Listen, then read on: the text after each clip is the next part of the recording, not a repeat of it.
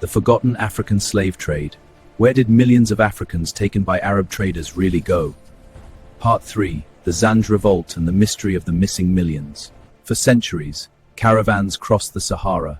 Ships sailed across the Indian Ocean. Millions of Africans were carried into lands far from home. Some became servants, some soldiers, some craftsmen, some agricultural laborers. Many disappeared into history. Enslaved Africa in 650 AD. But in the 9th century, one group refused to disappear quietly. Their rebellion would shake one of the greatest empires on earth. It would last nearly 15 years. It would claim tens of thousands of lives. And it remains one of history's largest slave revolts.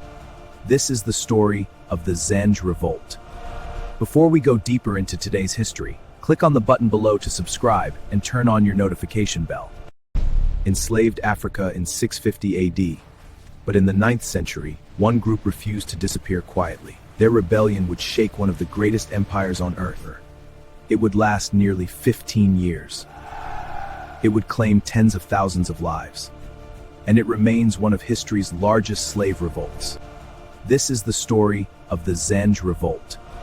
Before we go deeper into today's history, click on the button below to subscribe and turn on your notification bell. Chapter 11. Who were the Zanj? The word Zanj was used in medieval Arabic sources to refer broadly to people from parts of the coast. During the 9th century, some enslaved Africans were transported to southern Iraq. Many were put to work reclaiming salt marshes near the city of Basra. The labor was grueling. Workers dug canals, removed salt-crusted soil, Endured intense heat, lived under harsh conditions. Historical accounts describe these plantations and marshlands as places of severe exploitation. Though historians continue to debate the exact size and composition of the labor force, for those trapped there, hope seemed almost impossible. Until one man arrived. Chapter 12. The Man Who Challenged an Empire. Around 869 CE, a charismatic leader named Ali ibn Muhammad emerged. Justice and a new future. Whether every promise could be fulfilled mattered less than one simple fact. Thousands listened. Enslaved laborers began abandoning the plantations. What began as scattered resistance quickly became organized rebellion. The Abbasid authorities underestimated them. That proved to be a costly mistake. A war that lasted years. The revolt spread rapidly, fortified settlements, and launched attacks across southern Iraq. At one point, they even captured Basra. For the Abbasid Caliphate, this was more than a local uprising. It was a threat to imperial authority itself. The conflict dragged on for nearly 15 years.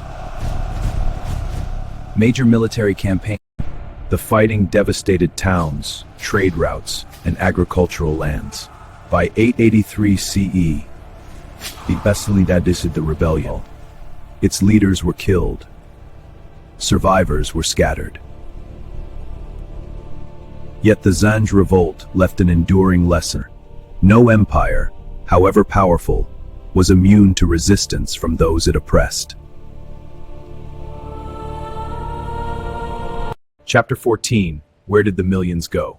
Now we return to the central question of this documentary. If millions of Africans were taken across these trade routes, over many centuries, where are their descendants today?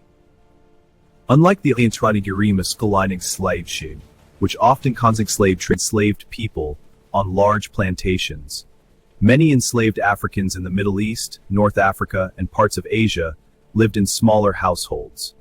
Enslaved in Africa, 650 AD, in military units, workshops, courts, or scattered agricultural settings. Over generations, freed. Many were men to local communities. Their children often spoke Arabic, Persian, Turkish, Swahili, or other local languages.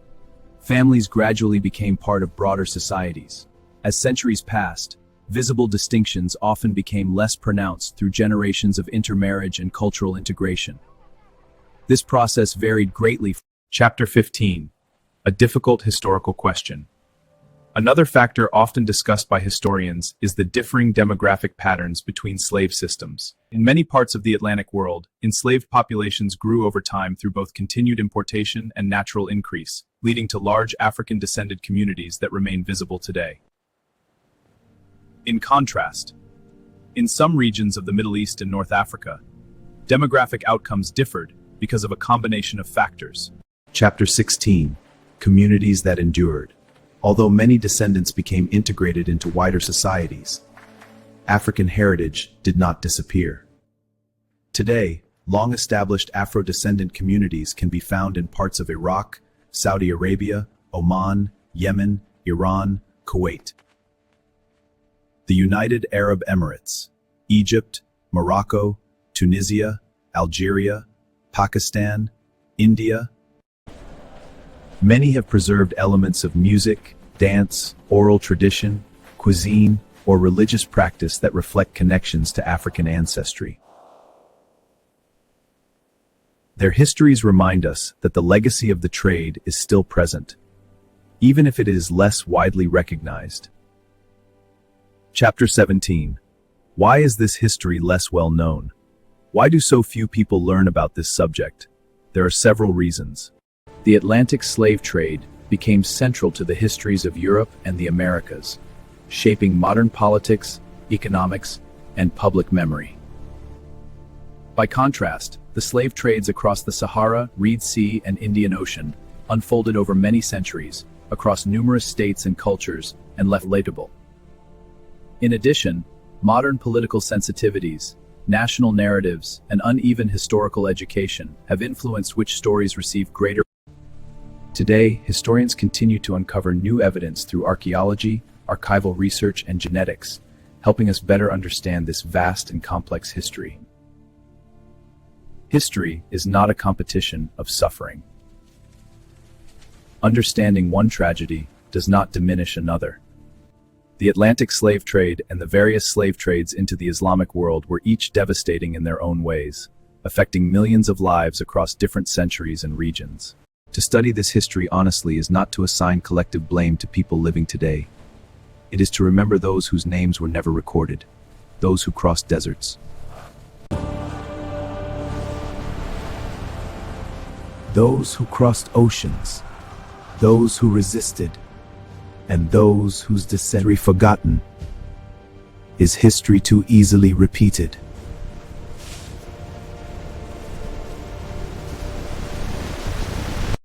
In 650 AD, the trans-Saharan slave trade began, enslaving countless Africans. Part 4. The decline of the slave trades and European abolition efforts. Part 4. The finale. What modern historians agree on, and where scholarly debates continue. Remembering this history matters today because the scars of the trans-Saharan, Indian Ocean, and later Atlantic slave trades still shape identities, economies, and societies across 3 continents.